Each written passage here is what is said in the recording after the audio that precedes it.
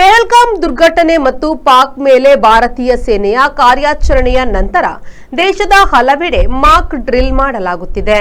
ಉಡುಪಿ ಜಿಲ್ಲೆಯ ಕಾಪು ತಾಲೂಕಿನ ಪಾದೂರು ಗ್ರಾಮ ಪಂಚಾಯತ್ ವ್ಯಾಪ್ತಿಯ ಐಎಸ್ಪಿಆರ್ಎಲ್ ಕಚ್ಚಾ ತೈಲ ಸಂಗ್ರಹಗಾರ ಸಮೀಪ ಅಣಕು ಕಾರ್ಯಾಚರಣೆ ನಡೆಸಲಾಯಿತು. ಡ್ರೋನ್ ಮೂಲಕ ಸಿಡಿಮದ್ದು ತುಂಬಿದ್ದ ಬಾಂಬ್ ದಾಳಿ ಮೂಲಕ ಬೆಂಕಿ ಸೃಷ್ಟಿಸಲಾಯಿತು.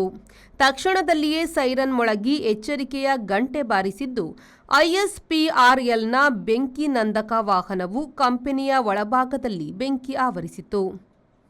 ಕೆಲವೇ ಕ್ಷಣಗಳಲ್ಲಿ ಅದಾನಿ ಕಂಪನಿಯ ಫೈರ್ ಇಂಜಿನ್ ಕಾರ್ಕಳದ ಅಗ್ನಿಶಾಮಕ ವಾಹನವು ಹೊರಭಾಗದ ಕಾರ್ಯಾಚರಣೆಯಲ್ಲಿ ಕೈಜೋಡಿಸಿತು. ಗಾಯಾಳುಗಳನ್ನು ಆಸ್ಪತ್ರೆಗೆ ರವಾನಿಸುವ, ಸಾರ್ವಜನಿಕರನ್ನು ಸ್ಥಳಾಂತರ ಮಾಡುವ ಕಾರ್ಯಾಚರಣೆ ನಡೆಯಿತು. ಬಾಂಬ್ ನಿಷ್ಕ್ರಿಯ ದಳ, ಶ್ವಾನದಳ ಆಗಮಿಸಿ ಸ್ಥಳದಲ್ಲಿ ಸಜೀವ ಬಾಂಬ್ಗಳ ಇರುವಿಕೆಯ ಬಗ್ಗೆ ಪರಿಶೀಲನಾ ಕಾರ್ಯಗಳನ್ನು ಕೈಗೊಂಡರು. ಘಟನೆ ನಡೆದ 40 ನಿಮಿಷದ ಒಳಗಾಗಿ ಮಂಗಳೂರಿನ ಎಸ್ಡಿಆರ್ಎಫ್ ತಂಡವು ಸ್ಥಳಕ್ಕೆ ಆಗಮಿಸಿತು. 270ಕ್ಕೂ ಹೆಚ್ಚು ಸಿಬ್ಬಂದಿಗಳು ಸೇರಿ ತಾಲೀಮು ನಡೆಸಿದರು. ಜಿಲ್ಲಾಡಳಿತದ ಎಲ್ಲ ಇಲಾಖೆಗಳು ಅಣಕು ಕಾರ್ಯಾಚರಣೆಯಲ್ಲಿ ಭಾಗಿಯಾದವು. ಇವತ್ತು ರಾಜ್ಯ ಸರ್ಕಾರದ ನಿರ್ದೇಶನದ ಮೇರೆಗೆ ಐಎಸ್ಪಿಆರ್ಎಲ್ ಆವರಣದಲ್ಲಿ ಮಾಕ್ ಡ್ರಿಲ್ಲನ್ನು ಮಾಡಿದ್ದೇವೆ. ಯಾವುದೇ ಅನಾಹುತ ಆದಾಗ ಅಥವಾ ಏನೇ ತೊಂದರೆ ಆದಂಥ ಸಂದರ್ಭದಲ್ಲಿ ಯಾವ ರೀತಿ ರೆಸ್ಪಾನ್ಸ್ ಮಾಡಬೇಕು, ಯಾವ ರೀತಿ ಇವ್ಯಾಕ್ಯುವೇಟ್ ಮಾಡಬೇಕು ಅನ್ನುವಂಥ ದೃಷ್ಟಿಯಿಂದ ಇದನ್ನು ಮಾಡಿದ್ದೇವೆ. ಇದರಲ್ಲಿ ಮುಖ್ಯವಾಗಿ ಎಸ್ಡಿಆರ್ಎಫ್ ತಂಡ, ಜಿಲ್ಲೆಯ ಪೊಲೀಸ್ ತಂಡ, ಅದೇ ರೀತಿಯಲ್ಲಿ ರೆವಿನ್ಯೂ ಇಲಾಖೆಯವರು, ಅದೇ ರೀತಿಯಲ್ಲಿ ಮುಖ್ಯವಾಗಿ ಫೈರ್ ಮತ್ತು ಹೋಮ್ ಕಮಾಂಡೆಂಟ್ ಇವರೆಲ್ಲ ಸೇರಿ ಈ ಮಾಕ್ ಡ್ರಿಲ್ಲನ್ನು ಮಾಡಿದ್ದಾರೆ.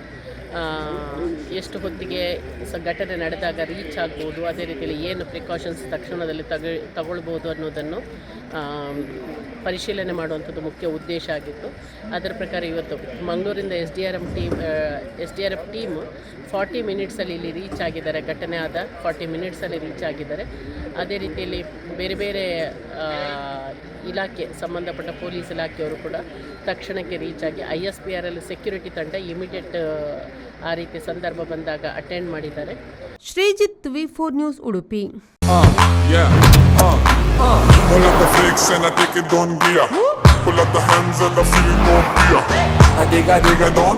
I sick on. Take it on the row and the show and the pull up the flicks and Volkswagen Virtus, German engineered for unmatched safety.